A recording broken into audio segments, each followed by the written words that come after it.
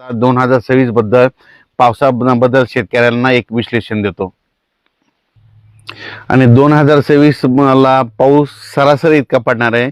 म्हणजे तुम्हाला सांगू इच्छितो, समजा एखादा समजा परभणी जिल्हा असेल, समजा बीड जिल्हा असेल, तर बीड जिल्ह्यामध्ये दरवर्षी काय असतं, कधी कधी 550 मिलीमीटर, 500 मिलीमीटर, कधी 650 मिलीमीटर पाऊस असा पडत असतो. म्हणजे सरासरी त्या बीड जिल्ह्याची संपूर्ण सरासरी.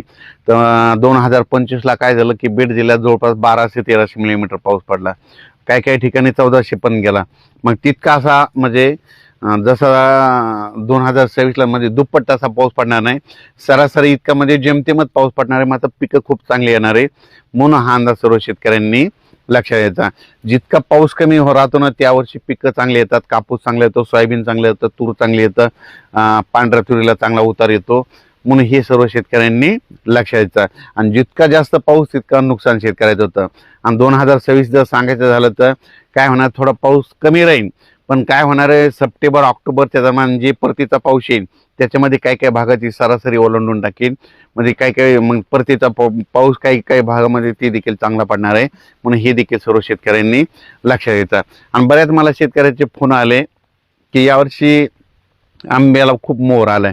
तर मी सांगत असतो ना, आंब्याला आला, पण तुम्हाला एक सांगतो, मी म्हणत असतो फक्त गावरान आंबा जर पिकला आणि टिकला तर त्यावर्षी पाऊस कमी पडतो, त्यावर्षी म्हणजे पाऊस कमी पडतो, दुष्काळ पडतो, असं मी स्वतःचा प्रॅक्टिकली अभ्यास आहे.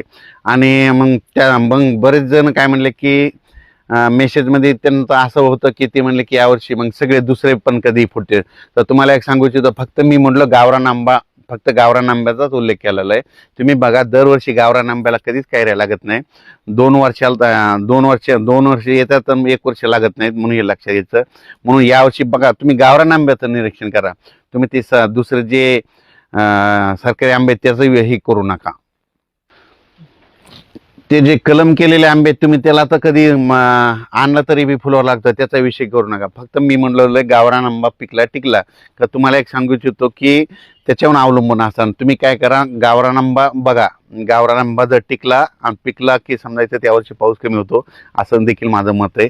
त्याच्यानंतर तुम्हाला एक सांगू इच्छितो, तर हे नुसतं सॅटेलाईटद्वारे नाही, तर तुम्हाला सांगतो हे 2026 आहे, तर 27-28ला खूप पाऊस पडणार आहे. ह्या 2026ला जर कमी होईल, पण पुन्हा 27-28नं सरासरीपेक्षा जास्त पाऊस पडणार आहे. म्हणून हे देखील सर्व शेतकऱ्यांनी लक्षात घ्यायचं. तसेच एका शेतकऱ्याचा मला एक मेसेज आला होता की ती म्हणला की थंडी जर जास्त असली की त्यावर्षीच गावरान आंबे फुटले.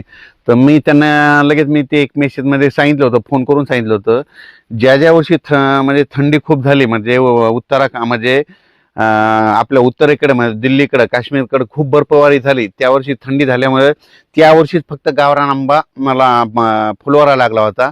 आणि त्यावर्षी माझा पाऊस कमी पडलेला, असे माझ्याजवळ सगळ्या तारखेवाही लिहून ठेवलेलं आहे. म्हणून हे त्या शेतकऱ्याला मी उदाहरण दिलं.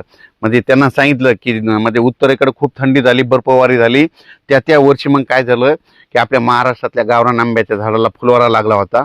आणि त्या फुलवारा लागल्यामुळं त्यावर्षी नेमका पाऊस कमी झालेला, अशा माझ्यामध्ये नोंदी येतात, मध्ये लिहून ठेवलेलं आहे.